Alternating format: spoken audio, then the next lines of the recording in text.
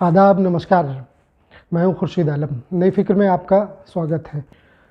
अल्पसंख्यकों के स्वरोज़गार के लिए बिहार सरकार से मिलने वाले मुख्यमंत्री रोज़गार ऋण योजना के तहत लोन देने का सिलसिला कार्रवाई शुरू हो गई है। 2021 और 21-22 के लिए लोन की प्रक्रिया शुरू कर दी गई है। इसके संदर्भ में नई फ़िक्र से बात करते हुए अल्पसंख्यक वित्त निगम के एमडी मोइजुद्दीन ने बताया। देखिए, मुख्यमंत्री रोजगार ऋण योजना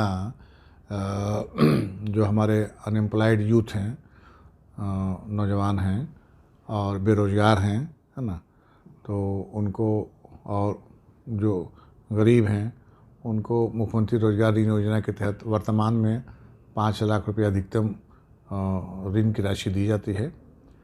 और अभी हमने विज्ञापन दिया है 2020-21 और 21-22 दोनों साल को मिला करके विज्ञापन दिया गया है। सारे अखबारात में, उर्दू, हिंदी, इंग्लिश सभी अखबारात में इसका विज्ञापन दिया गया है। और वो वेबसाइट पर भी, विभाग के वेबसाइट पर और बिहार राज्य अल्पसंख्यक वित्त निगम के वेबसाइट पर भी एप्लीकेशन को अपलोड किया गया है। कोई भी आदमी अप्लाई कर सकते हैं। अभी 1 महीने का टाइम है अप्लाई करने का। और वो ज़िला अल्पसंख्यक कल्याण पदाधिकारी के कार्यालय में आवेदन जमा किया जाएगा। वहाँ पर जिला चयन समिति है। जिला चयन समिति आवेदन का स्क्रीनिंग करेगी और उनका सिलेक्शन करेगी। कैंडिडेट्स को बुला करके उनके कागजात को देखा जाएगा। और जिला चयन समिति, जिसमें जीडीसी की अध्यक्षता में कमेटी गठित है पूर्व से, जिला चयन समिति उसको हमारे यहाँ चयन करके चयन सूची भेजती है। उसके बाद निगम के द्वारा उसका डॉक्यूमेंटेशन कराया जाएगा। ज़िला में कैंप करा के डॉक्यूमेंटेशन कराया जाएगा ताकि ज़्यादा समय ना लगे। और डॉक्यूमेंटेशन के बाद निगम के द्वारा इसको त्वरित रूप से निष्पादित किया जाएगा सारे अभिलेख को, और इनका वितरण आरटीजीएस के माध्यम से लाभुक के खाता में भेजा जाएगा। कहा यह जा रहा था सर कि बहुत कॉम्प्लिकेटेड है इसमें अप्लाई करना, गारंटर का मामला, गरीब जो होता है उसके लिए कोई दूसरा क्यों गारंटर बने। 2 लाख रुपया, 1 लाख रुपया गवर्नमेंट दे रही है, जबकि बैंकों में सिर्फ डॉक्यूमेंटेशन पे काम चल जाता है। नहीं, बैंक में भी वो तो बल्कि मॉर्गेज भी लेते हैं, कोलैटरल सिक्योरिटी लेते हैं बैंक में। हम तो कल्याणकारी योजना, हमारे यहाँ ये है, मुख्यमंत्री रोजगार ऋण योजना एक कल्याणकारी योजना है। और यहाँ पे उनके सेल्फ गारंटी के आधार पे भी हम वर्तमान में उनको 1 लाख रुपया देते हैं। यद्यपि गारंटर की शक्ल में जिन लोगों को लिया जाता है उसमें भी बहुत रियायत की गई है। अब न केवल सरकारी कर्मी बल्कि वक्फ के मुतवल्ली, औकाफ कमेटी के अध्यक्ष, सचिव भी गारंटर बन सकते हैं। और सेल्फ गारंटी के आधार पे भी लोन दिया जाता है। वो अपना सेल्फ गारंटी के आधार पे भी उनको लोन दिया जाता है। और अब जो है 1 लाख का लिमिट है सेल्फ गारंटी पर, उसको भी बढ़ाने का प्रस्ताव है। 2 लाख की राशि बिना किसी गारंटर के दी जाएगी। वो सारी इसमें मार्गदर्शिका में परिवर्तन लाने के लिए विभाग के स्तर पर कमेटी गठित की गई।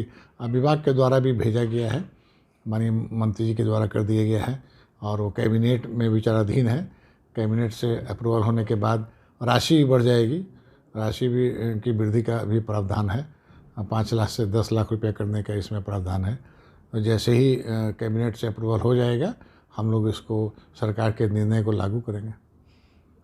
कुछ कहीं से कुछ शिकायतें आती रहती है सर।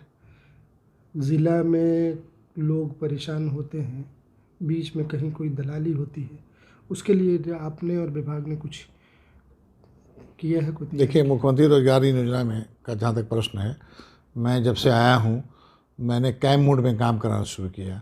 हर ज़िले में अखबारात में पूरे कैंप की सूचना प्रकाशित की जाती है और सारे प्रतिनिधियों को खबर किया जाता है और ज़िला पदाधिकारी की निगरानी में कैंप कराया जाता है।